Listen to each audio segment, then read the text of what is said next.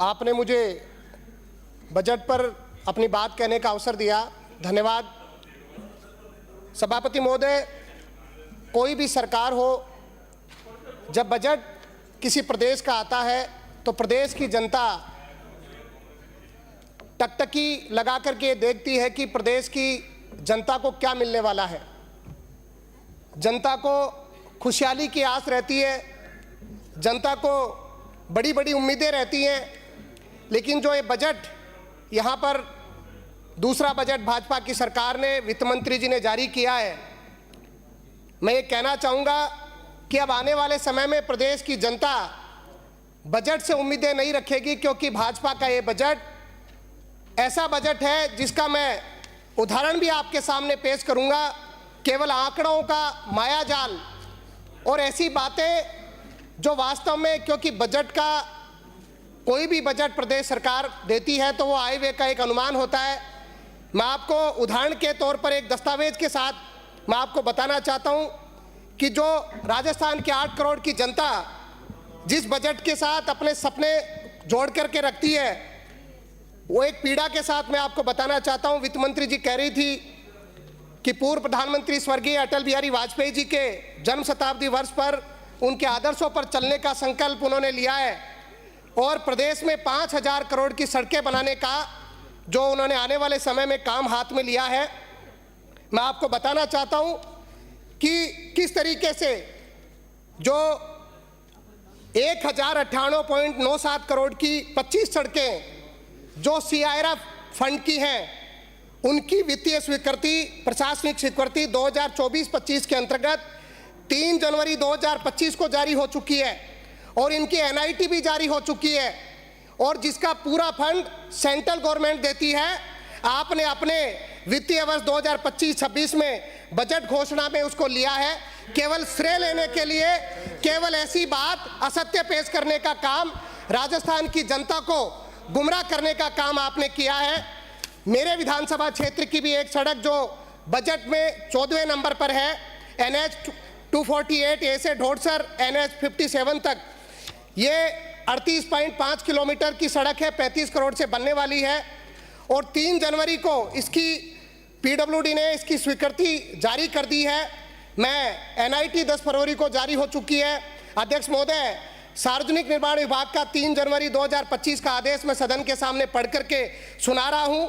Administrative and financial sanction for 27 number work under central road and infrastructure fund CRIF for year 2024-25 in Rajasthan. I am directed to convey administrative and financial sanction on behalf of the Governor of Rajasthan for following 27 works under Central Road and Infrastructure Fund CRIF scheme for total approval cost amounting 1157.47 crore. ये किस तरीके से आपने मिथ्या जो असत्य बात budget में 2025 के अनुमान 25-26 के अनुमान में कही है, वो बिल्कुल असत्य है, बिल्कुल गलत है। प्रदेश की जनता के साथ ये अन्याय है जो विपक्ष किसी भी तौर पर ये सहन नहीं करेगा। इस प्रकार की झूठी और आंकड़ों, इस प्रकार के असत्य और आंकड़ों की बातें जिस प्रकार की आप करते हो, ये राजस्थान की जनता आपका चेहरा देख रही है। आप बजट में घोषणा कर रहे हैं कि 1.25 लाख नौकरी देंगे राजस्थान के नौजवान को, आप नौकरी की बात करते हो और राजस्थान की जनता के पैसे से विज्ञापन देते हो कि हमने 1 लाख नौकरियां अभी तक दे दी हैं। आप बताओ, मैं आप सदन के सामने रखो कि सरकार गठन होने के बाद में आपने कितने भर्ती विज्ञापन निकाले, इसकी जानकारी आप दो। वित्त मंत्री जी कहती हैं, विवेकानंद जी का कोट अभी माननीय MLA विधायक जी भी कह रहे थे कि युवा वो होता है जिसके हाथ में शक्ति होती है, जिसके पैरों में गति होती है, हृदय में ऊर्जा होती है, आंखों में सपने होते हैं। ये ठीक बात है, लेकिन राजस्थान की भाजपा सरकार युवाओं के हाथ से उसकी शक्ति छीन रही है, उसके पैरों की गति छीन रही है, नौजवान की ऊर्जा खत्म कर रही है, उनके सपनों को चूर कर रही है। ये केवल आंकड़ों की बात करके आपने सरकारी नौकरियों का वर्गीकरण यहाँ पर नहीं बताया। जो कोविड हेल्थ असिस्टेंट जिन्होंने कोरोना के समय अच्छा काम किया, वो आज दर दर की ठोकरें खा रहे हैं। 5000 युवा मित्रों को आपने रोजगार छीन लिया। किस तरीके की बात राजस्थान के नौजवान के साथ आप छलावा करना चाहते हैं? आप जब सरकार में नहीं थे तब आप कहते थे पेट्रोल डीजल की कीमतें हम घटाएंगे। आज 11 रुपए, आज पेट्रोल की हरियाणा और राजस्थान में 10-11 रुपए का अंतर है। आपके बजट में एक शब्द आपने डीजल पेट्रोल सस्ता करने और वेट हटाने, महंगाई कम करने पर नहीं आया। मानिए, आप सुनिए, सुनने की क्षमता रखिए, ये हकीकत है जो राजस्थान की जनता तक जानी चाहिए। आप असत्य बोल करके इस प्रकार की बातें नहीं कर सकते। आपने सामाजिक सुरक्षा पेंशन, माननीय सभापति महोदय, ये भारतीय जनता पार्टी के लोगों का चरित्र है। ये जोर से बोल करके जनता को बरगलाना चाहते हैं, जनता को बहकाना चाहते हैं। मैं आपको ध्यान आकर्षित करना चाहता हूं, सामाजिक सुरक्षा पेंशन 1150 से बढ़ाकर आपने 1250 करने की बात कही। पिछली कांग्रेस की सरकार ने राजस्थान मिनिमम गारंटी एक्ट में सामाजिक सुरक्षा पेंशन में प्रतिवर्ष 15% बढ़ाने का प्रावधान किया था। अगर उसके हिसाब से आप बढ़ाते तो 1323 रुपए आज इन सामाजिक सुरक्षा पेंशन दी जाती। आप ये जिस तरीके की बात कर रहे हैं, ये राजस्थान की जनता के साथ छलावा है। आप पेड़ लगाने की बात कर रहे हो, आप पेड़ लगाने की बात कर रहे हो, लेकिन आप पेड़ लगा करके सेल्फी लेने की बात करते हो। आप 7 करोड़ 10 करोड़ पेड़ लगाओगे। ये राजस्थान में आपने पिछले बजट में कहा था 7 करोड़ पेड़ आपने लगाए, कहां पर है आज? जहां पर ट्री गार्ड नहीं है, पानी की व्यवस्था नहीं है। ये जनता को बहकाना, बरगलाना बंद कीजिए। जिस तरीके का आप ये जो राजस्थान की जनता के सामने विकास का आईना दिखा रहे हैं, ये बिल्कुल असत्य है। आप किसान की आय को दुगना करने की बात कर रहे हो आज किसान की, लेकिन आपके बजट में उसमें एक शब्द नहीं आता। मैं कहना चाहता हूं, मैं किसान परिवार से आता हूं। आज किसान आजीविका चलाता है।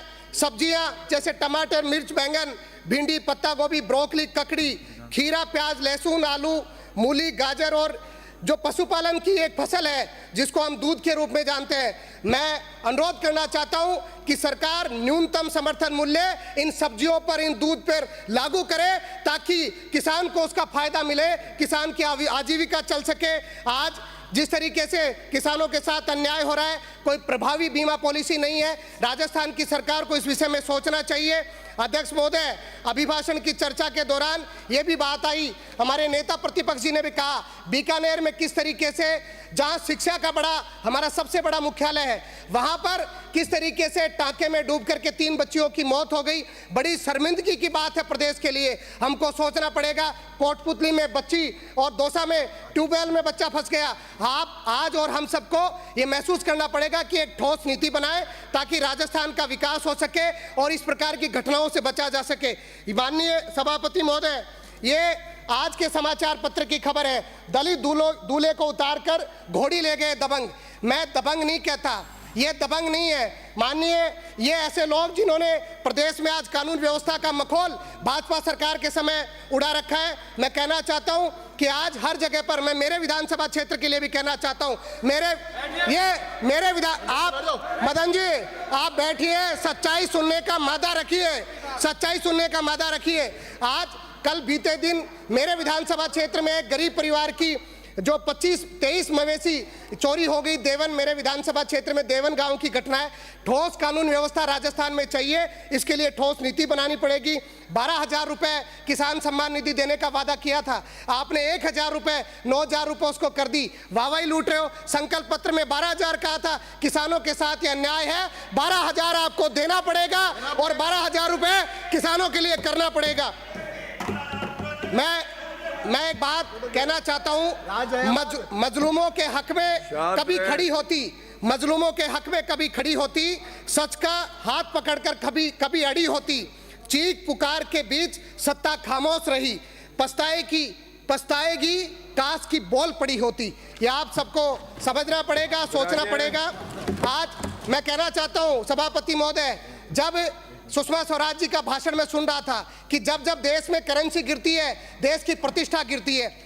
जब गुजरात के मुख्यमंत्री मोदी जी थे उस समय के, उन्होंने कहा था क्या कारण है रुपया पतला होता जा रहा है। जब मनमोहन सिंह जी ने देश की बागडोर मोदी जी के हाथ में सौंपी, $1 58 रुपए था। आज आप देखिए $1 87 रुपए है। आज देश की और प्रधानमंत्री की प्रतिष्ठा नहीं गिर रही। आपको सबको समझना पड़ेगा। हम सब लोगों को आपके विधायक ये कहते हैं कांग्रेस का नामो निशान डूब जाएगा, ऐसा नहीं होने वाला। कांग्रेस का नामो निशान इस देश में, इस देश की जड़ों में है। कांग्रेस इस देश में हमेशा रहेगी। मैं अंत में दो बात कहते हुए अपनी मेरी विधानसभा क्षेत्र से माननीय अध्यक्ष, माननीय सभापति महोदय, 2 मिनट मेरे विधानसभा क्षेत्र की, माननीय सभापति महोदय, मेरे विधानसभा क्षेत्र शाहपुरा मनोहरपुर में सीवरेज की व्यवस्था की जाए। मनोहरपुर खेजरोली में सह शिक्षा का महाविद्यालय खोला जाए। हमारे क्षेत्र में परिवहन की धन्यवाद सभापति महोदय।